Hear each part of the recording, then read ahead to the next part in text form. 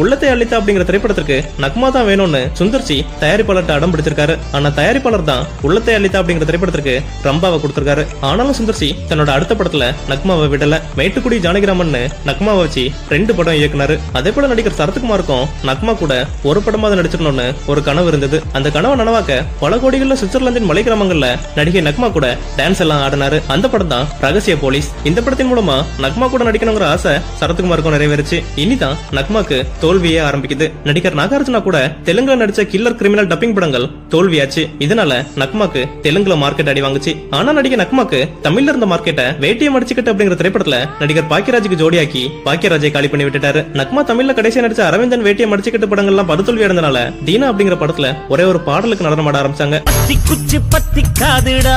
யாரும் வந்து இந்த படத்துல இந்த ஒரே பாடலுக்கு மட்டும் ஏன் நடனமாட சமைச்சாங்கன்னா அஜித்தோட